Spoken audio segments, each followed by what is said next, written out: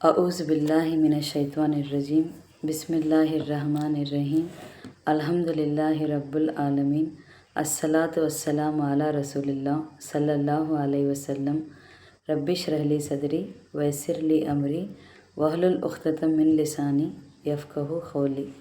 السلام علیکم ورحمۃ اللہ وبرکاتہ سب جنوں کو۔ تمہیں بھی یہ ویڈیو دیکھنے کے پہلے درود اور سلام پڑھ کو یہ ویڈیو دیکھنا شروع کرو۔ آج کا 5 منٹ کا مدرسہ کو اب چلتا ہے 3واں مہینہ ربیع الاول کا 9 تاریخ کے بارے میں انشاءاللہ 10 حدیث ہیں اسے معلوم کر لینے کی کوشش کریں گے۔ پہلی بات اسلامی تاریخ کے بارے میں، ہاروت اور ماروت کے بارے میں۔ قادم زمانے میں شہر بابل میں رہنے والے یہودیوں کے درمیان جادو بہت زیادہ عام ہو گیا تھا۔ وہ لوگ جادو کے ذریعے عجیب و غریب کمالات دکھاتے تھے۔ اس سے بھی خطرناک بات یہ تھی کہ لوگوں نے جادوگروں کے حیرت میں ڈالنے والے کرتاب کو معجزے سمجھ کر انہیں اپنا دینی رہبر بنا لیا تھا۔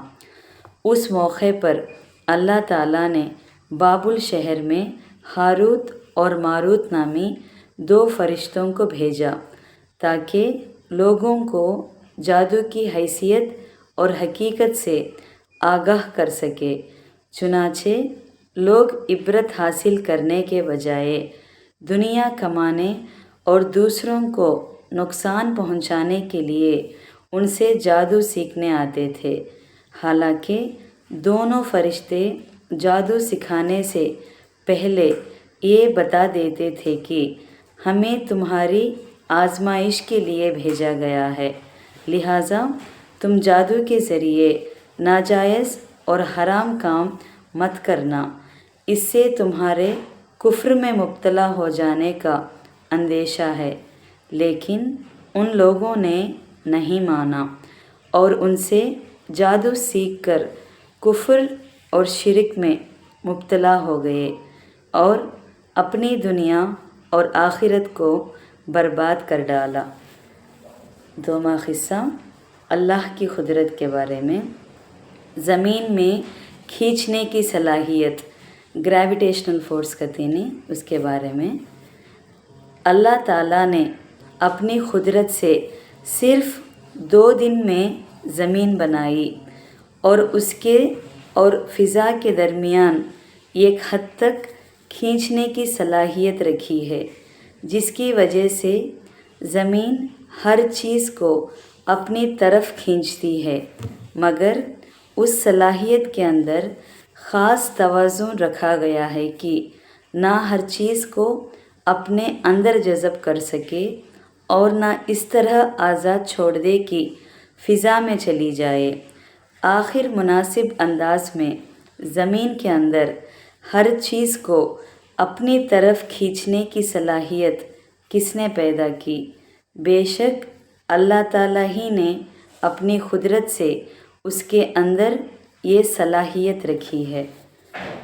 3واں قصہ ایک فرض کے بارے میں۔ امیر کی فرمانبرداری کرنا کا تو بڑے کے لحاظ سے رسول اللہ صلی اللہ علیہ وسلم نے فرمایا، جس شخص نے میری فرمانبرداری کی اس نے اللہ کی فرمانبرداری کی، اور جس نے میری نافرمانی کی اس نے اللہ کی نافرمانی کی، اور جس نے امیر کی فرمانبرداری کی اس نے میری فرمانبرداری کی، اور جس نے امیر کی نافرمانی کی اس نے میری نافرمانی کی۔ صحیح مسلم حدیث 4852 ابو ہریرہ رضی اللہ عنہ کے ریفرنس میں سے۔ کیا خلاصہ کرتی ہیں تو امیر کی اطاعت اور فرمانبرداری ہر اس چیز میں ضروری ہے جو شریعت کے خلاف نہ ہو، اگرچہ اس حکم پر عمل کرنے کی طبیعت نہ چاہتی ہو۔ 4واں قصہ ایک سنت کے بارے میں۔ ہر اچھے کام کو داہنی طرف سے شروع کرنا۔ حضرت عائشہ رضی اللہ عنہا فرماتی ہیں، رسول اللہ صلی اللہ علیہ وسلم کو جوتا پہننا कंघी करना, तहारत हासिल करना और अपने तमाम अच्छे कामों को दाहिनी तरफ से शुरू करना पसंद था। सही बुखारी हदीस 168 के रेफरेंस में से। 5वां हिस्सा एक अहम अमल की फ़जीलत के बारे में, मोमिनीन के लिए मग़फ़िरत मांगना। रसूल अल्लाह सल्लल्लाहु अलैहि वसल्लम ने फरमाया, जो शख्स मोमिन मर्दों और मोमिन औरतों के लिए मग़फ़िरत तलब करता है, अल्लाह ताला उसके लिए हर मोमिन मर्द और मोमिन औरत के बदले एक नेकी लिख देता है। मुस्नदुश शमीन लित्तिब्रानी 2155 उबादा बिन सामित रदी अल्लाह अन्हु के रेफरेंस में से। 6वां हिस्सा एक गुनाह के बारे में, किसी की ज़मीन नाहक लेना। रसूल अल्लाह सल्लल्लाहु अलैहि वसल्लम ने फरमाया, जिसने किसी की मामूली सी ज़मीन नाजायज़ तौर पर ली तो उसको 7 ज़मीन का तोक पहनाया जाएगा और उसकी फ़र्ज़ और नफिल इबादतें कबूल नहीं होंगी। तबरानी औसत 5149 साद बिन अबी वक़ास रज़ी अल्लाह अन्हु के रेफरेंस में से। 7वां हिस्सा दुनिया के बारे में, दुनिया तो एक ढलता हुआ साया है। रसूल अल्लाह सल्लल्लाहु अलैहि वसल्लम ने फरमाया, मेरा दुनिया से कोई वास्ता नहीं। मेरी और दुनिया की मिसाल तो बिल्कुल उस मुसाफिर की सी है जो सख्त गर्मी में किसी पेड़ के साये में आराम करे और फिर उसे छोड़कर चल दे। तिरमिज़ी 2377 अब्दुल्ला बिन मसूद रदी अल्लाह अन्हु की रेफरेंस में से। 8वां हिस्सा आखिरत के बारे में, काफिर लोग अज़ाब के तस्दीक करेंगे। कुरान में अल्लाह ताला फरमाते हैं, वो दिन काबिल ज़िक्र है जिस दिन काफिर लोग दोज़ख के सामने लाए जाएंगे और उनसे पूछा जाएगा कि क्या ये दोज़ख और उसका अज़ाब बरहक नहीं? वो जवाब देंगे, ऐ हमारे रब, हाँ ये बिल्कुल बरहक है। इरशाद होगा, तो अब अपने कुफ्र के बदले इस अज़ाब का मज़ा चखो। सूरह अहकाफ में 4 आयत में है। 9वां हिस्सा तिब्बे नबवी से इलाज, सिरका के फ़वाइद।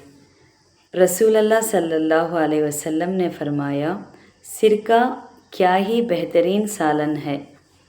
सही मुस्लिम हदीस 5471 आयशा रदी अल्लाह अन्हु के रेफरेंस में से। सिरका को तो कहते हैं, सिरका तिल्ली के बढ़ने को रोकता है, जिस्म में वराम नहीं होने देता, खाने को हज़म करता है, खून को साफ़ करता है, फोड़े फुंसनियों को दूर करता है।